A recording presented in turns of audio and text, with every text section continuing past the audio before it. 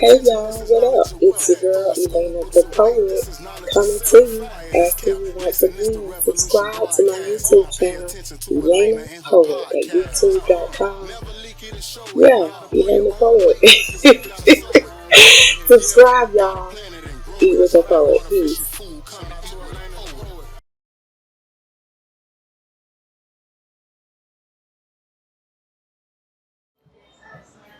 It's Eat with a Poet Part 2, and we're still sitting down with the same guest. Let's jump right back in, y'all. But anyway, like I was saying, I know for a fact that, I've tried certain things in my body that I felt, and my people seem to think that I'm paranoid. Like if I pop a Tylenol or something right away, that I feel like it works right away. Yeah. But I feel like that pain is relieved that I was feeling, and so I feel like those things do work to take away pain. Yeah. And you be like, it's just in your mind. You just took it 5 minutes ago. It can't be working that fast. Yeah. But I'm like, no, it's working right now. It's helping me out a little bit. Yeah, everybody have a different tolerance for different medicines. Some medicines will work for you and some don't. So if you say you feeling it, then you're feeling it. Don't they mental though? Right, like No, some it's people not say they can only drink one drink and then they done. Mm-hmm. And I'm like, okay, you Like, done. let me get 3. You faking. Yeah, Cannot be doing that to you. It's all, like I said, it's all based on the person. Yeah. You have some people that can take a Tylenol and feel better, and then you got some people that can take a Tylenol, a BC, a BM, and all this and still feel like crap. That's why I said everybody just needs to adapt their own, what they feel works for Regimen, them. I think some of it is mental. Let me tell you why. Because I think that's mental too. You're right. when I was in pharmacy tech school, when they do testing on medicine, they give some people placebos, which is a fake one. So like, let's say we all have the same sickness. They'll give me the pill, they'll give her the pill. They'll tell us all three to give them all the same pill. But you have the placebo, which is a sugar pill. It's nothing. And then they come back next week. You might be cured. I might be cured from the same issue. But I didn't take nothing. You didn't take the real but medicine. my mind feel like I'm good because I feel like I took something. You took the placebo. They do that with sterile water too. When they inject certain things sometimes, because I know I went to MA school. Shout out to ultrasound diagnostics, which actually is not even a thing anymore. Right. But when I went there, we had to do trials, examples on like fruits, oranges, and different things like that. And they gave us the needles, and we had the tools, but we were using sterile water, and they came in a tube just like vaccine or whatever people use to stick you. And it's like, what are we injecting into these oranges? And they're like, oh, it's sterile water. Or even when we had to try on each other. Okay. And we had to try on each other how to do the TB shot. And you know how it have to make the skin rise a little bit to see if you did it right. And we had to do that to each other, and we used sterile water. Look, you looking like ain't nobody getting ready to try on me. So a lot of times y'all feel like these big businesses are passing out sterile water and sweet pills. No, I hate. They are doing that though, but I don't know in what case it's being done. But I'm just saying, I can speak realistically to the fact that there are sterile water tubes that look just like vaccine tubes that we used in school to learn how to give shots. I think they do a lot of testing on it to see where people are mentally. They're not supposed to be selling that as this is a real thing. But they do. They do. I'm tripping. Because some doctors, right, you go to a doctor, you feel like you have a problem, and they prescribe you a medicine, right? You won't know that prescription that they gave you, this brand name, they might say, let's say they call it green pepper, right? You might even know that green pepper is not even real medicine, it's a placebo. Because doctors feel like the problem that you're having is in your mind. Even this pain that you're feeling, they might think it's not real. And to me, that's so real deceitful. That's a thing. Yeah. To me, it's deceitful that they won't communicate with us. It's like open that type of relationship, and this is why a lot of people are going more in other directions unless they're forced to have to go to real doctors, because doctors make you feel like that you guys don't have that relationship, and a lot of times it's uncomfortable. You don't even want to be 100% honest about what your issue is. You tell them a little bit about what's hurting, but then you don't want to tell them the whole thing because you feel like you know, they just don't communicate enough with you to make you feel comfortable. Right. And this is that stuff that they do, this deceiving things, you know, and I'm not saying blatantly deceitful, but they do it for whatever reasons they do it. To me, it's profiling. What make me a liar? Why do you think I'm lying about me feeling sick? They do it for testing. If you really feel the pain, and they're like, okay, maybe he's really going through it, and then they'll have that dialogue. What if people actually come in with some pain, and then all of a sudden some doctor says, well, let me see if he's really in pain, and now you don't waste the time. I don't think medical doctors do that, if I'm not mistaken. I'm not quoting. I think like psychiatrists and therapists. Well, medical doctors are the first ones to throw medicine at you. Right. Now, whether it's the real deal or it's not, because they have contracts with these pharmaceutical companies, and they have to use a certain amount of drugs. I used to work in the doctor's office where, for sure, the drug reps were coming in, buying us lunch and dragging suitcases behind them of samples galore. And pens and all the pads. Because I was working in assisted living, and they were coming there heavy, trying to push all these different type of medicines for the same thing, and nobody really knew what was what. I feel like the whole thing is a business, and that's what makes people want to go in another direction, because they feel like it's inhumane. Like they feel like you're only thinking about the money, you're not thinking about me as a that's why people feel like they killed Dr. Sebi. Because look, there's no money in curing people. Exactly. There's money in treating you. Yeah. So if I can treat you for a long time, I can make a lot of money. It's supposed to, if I treat you, I don't need you. But how is it treating me when you're giving me stuff that's causing side effects to mess up other things from the inside? When the side effects be worse than the problem. Right. You know what I'm saying? Prolong the number, because you're going to keep coming back to me every month. You need a refill. But if I cure you, that's like 5-10 years of me not making no money off of you. There's no money in curing you. And then what about they starting patients on these medications, but then some people have to get weaned off of them because they start you on this stuff, and then some people start to become dependent. Yeah, that's another thing. Too. That's why I never wanted to. The first time I gained weight, they wanted to put me on high blood pressure medication. Me having my background, I understood that if once I start taking it, I will be dependent on this thing. So I did what I had to do. My homie, rest in peace, passed away 3 months ago. He got me in the gym, and I was able to bring my weight down to the point where I didn't need that. That's not because like my blood pressure now is so low. Right. Like I don't have any underlying health issues. Like so when I go see my doctor, the first thing they look at me crazy. Like they're always saying, "Oh, you have diabetes, you have this, that." But they see it's because of my size. Right. So they look at me, they say I have no health issues. I feel so I was like, "Damn, we should lose weight though."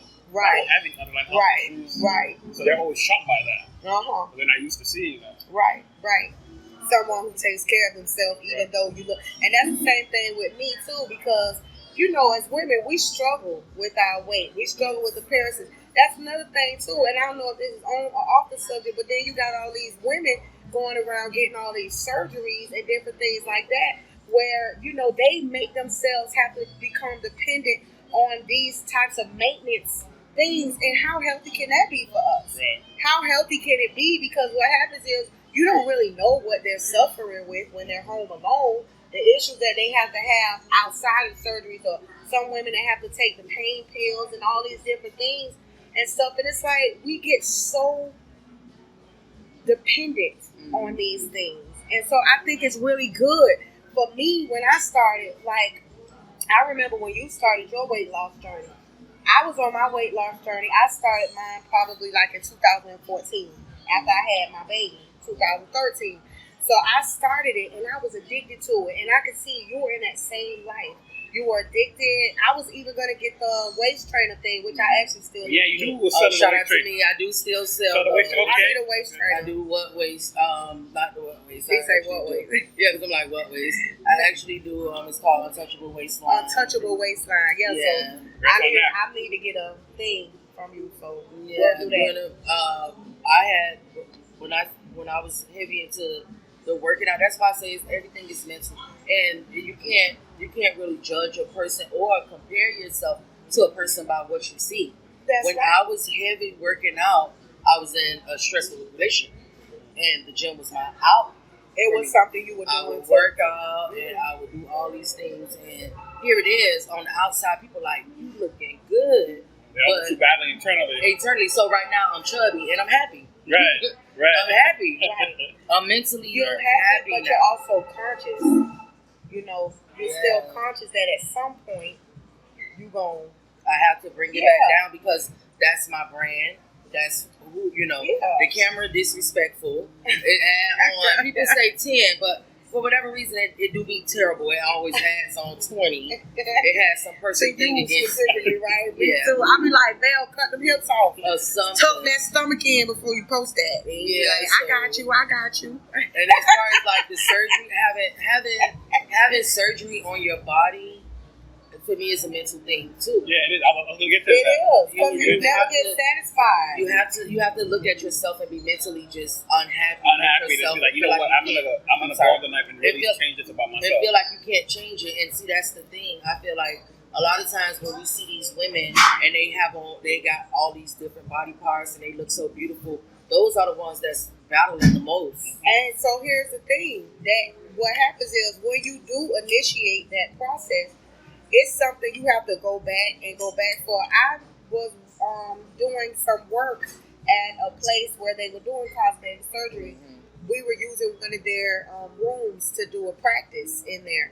And the girl who worked in there was telling me how that it's so addictive. She said they'll come in there one day and say, I just want to do this. She said in a couple of weeks later, you'll see them back in there saying, I'm just going to do this. And then she said they'll come back and be like, I'm just going to do this one thing. She said they just be they call it the Michael Jackson. They call it the Michael Jackson syndrome. Yes. Oh my God. Like Little Kim could have stopped. She should have stopped. And I love Little Kim. I love Little Kim. I'm a huge fan of Little Kim. Oh my God. Even now, because lyrically, she is to be reckoned with, and I don't care what nobody say. Yeah, but at the same time, you have to wonder what is she going through mentally.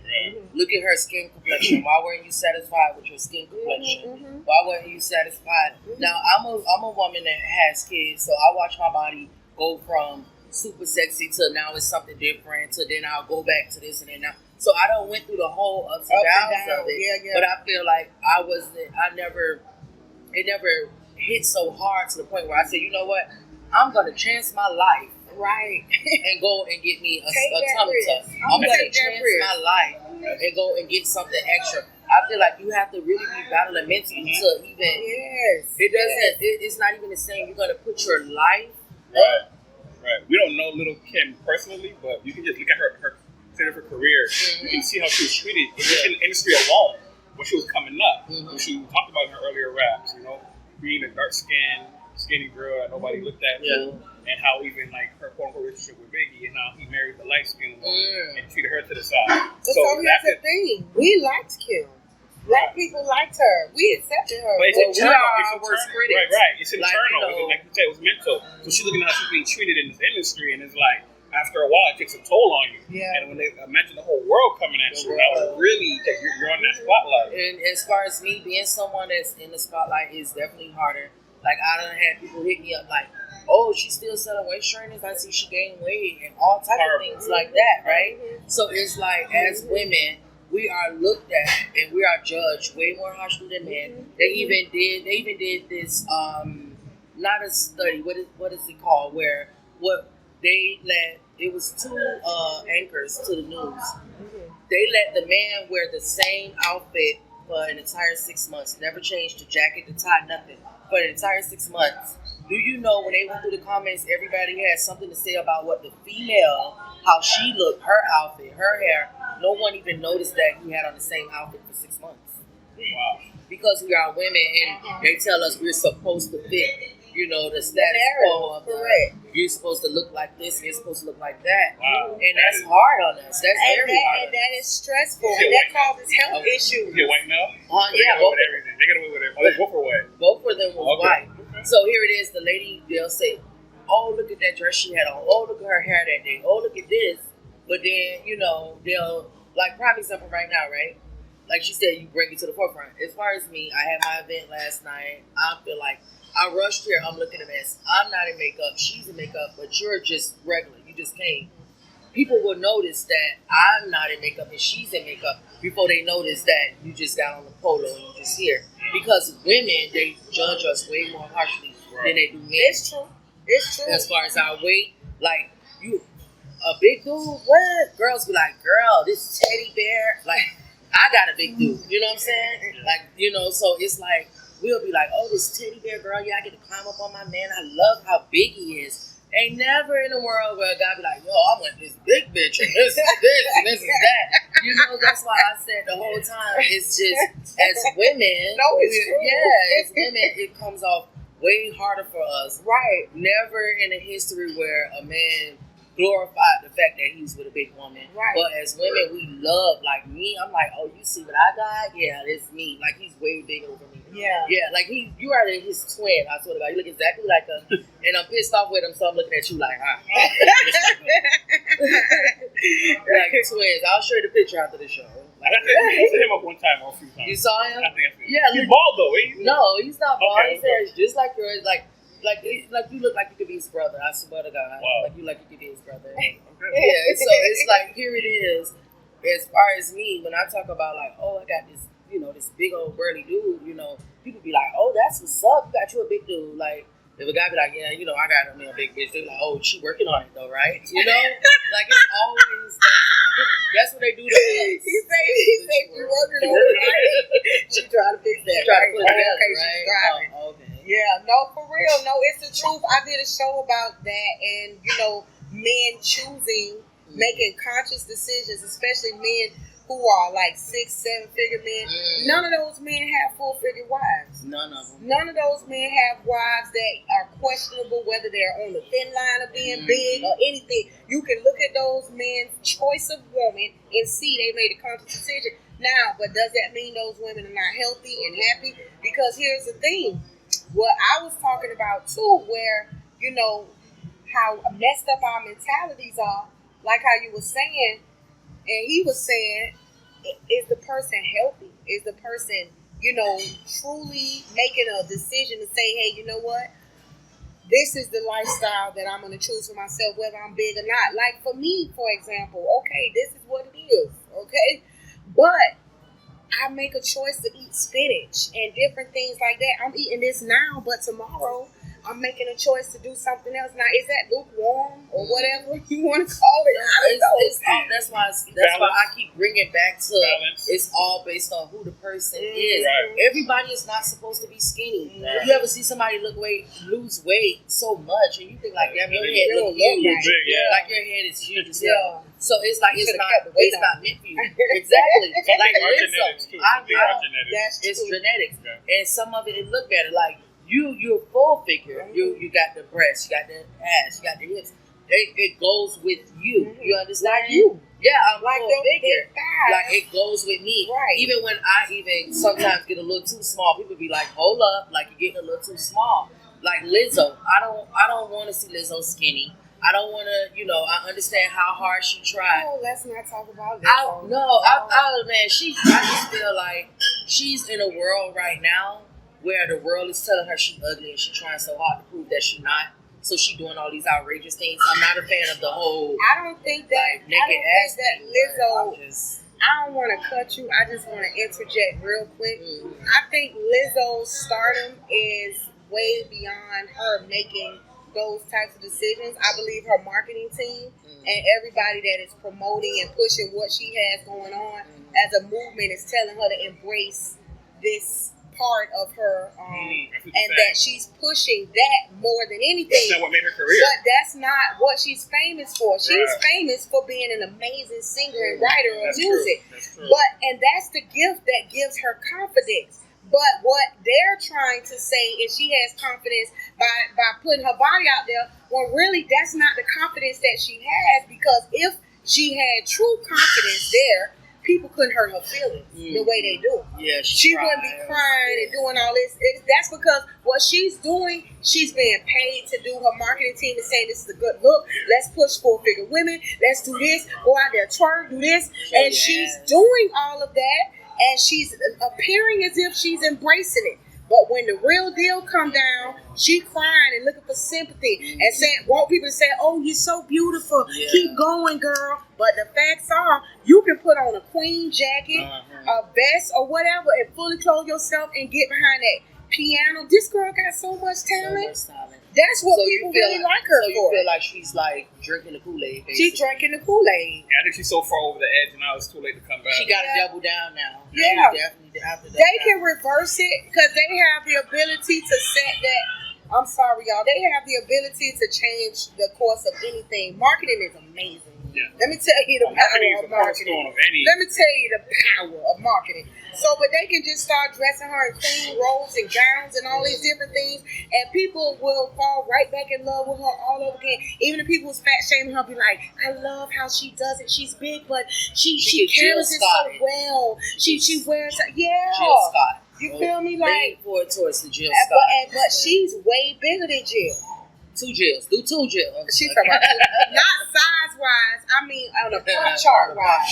When it comes to like billboards and pop charts, Lizzo has topped those things, and she's done it faster in her career than what Jill has. That's true. Now we ain't talking about what Jill has accomplished. Jill is accomplished. Listen, I love Jill. If anybody loves Jill, it's me. And don't nobody love her more. Not even her own mama. I'm just playing.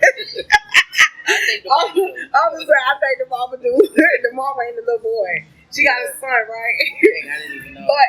But it took her a while to accomplish half the stuff that she's accomplished than what Lizzo has done in that period of time. Now, I ain't saying Lizzo just appeared out of thin air. She's been grinding for a long time if you look at but the history. Do you think the fact that these people are pushing her to do all these other things that she blew faster than Jill?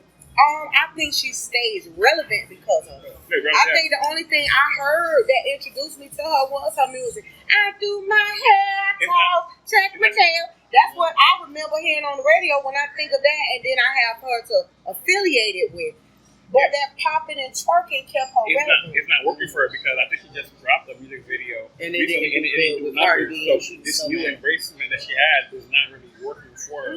She even broke down about that. Yeah, as far as me, right? By me being a female in the industry, and I'm shapely, so a lot of times people would ask me to do things that I wasn't comfortable with.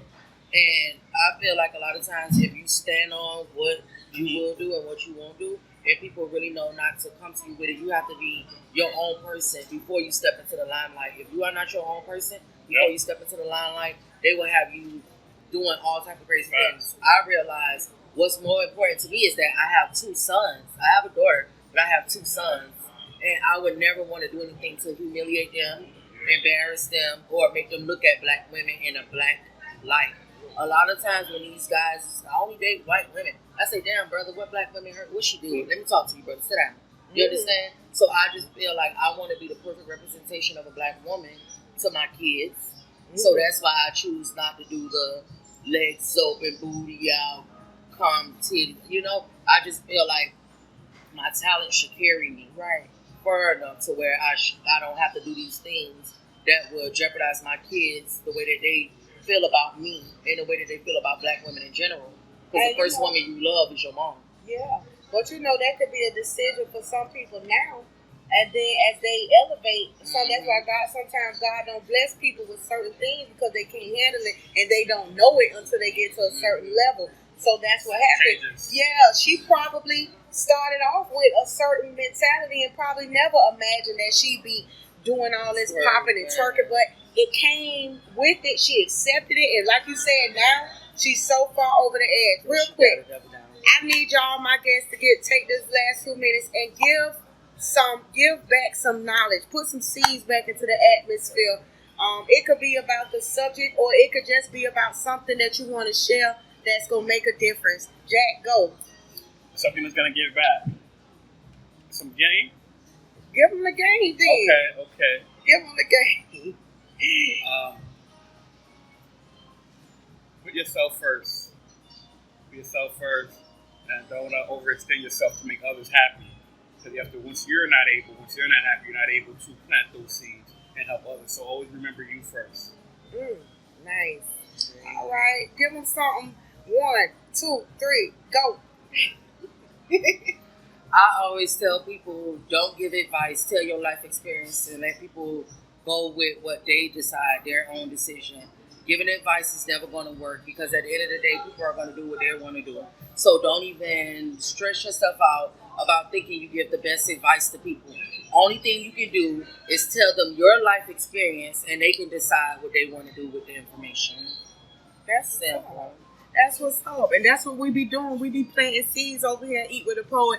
And you know, for me, it's always 1, 2, and 3. You got to keep God first in everything you do. If you don't keep him first, you will not last. You will not last. Y'all, we out of here. Thanks again for joining us, Eat with a Poet. Peace to all the queens. What's up out there? We live. Tapping in. I need everybody to tap in. Cool people. Everybody to tap in. Eat with a poet. Subscribe. Never leak it or show it. Shout out Gotta to pull Elena. your own weight. If you reap it, you sow it. Come eat with a poet. Gotta plant it and grow it. Drop that artificial food. Come and eat with a poet. Kicking words with the poets, I get lyrical. Physical is great, my journey now is spiritual. Peace to the queens in the nation and foreign. I would like to introduce you to Elena the poet. Stayed down in the jungle like some bare feet. Now when we toast, ace of spade, no more bare feet. Poking beans, Dane County, yeah, I'm still hood. Spread love, feed the homeless cause it feels good. Now pay attention, this is knowledge of wealth. Throw the school books away, this is knowledge of self. Quiet is kept, listen, this the Revolution broadcast. Now pay attention to Elena and her podcast. Never leak it and show it. Gotta pull your own weight if you reap it, you sow it. Yeah, gotta plant it and grow it. Drop that artificial food, come and eat with a poet. Come eat with a poet. Shout out to Elena the poet. Cool people. See, I need everybody to tap in, subscribe. Spread love. You know what I'm talking about? Black power. Black power. Black queens. Black kings. All Shout out kings. to all the kings. All queens. Forward movement.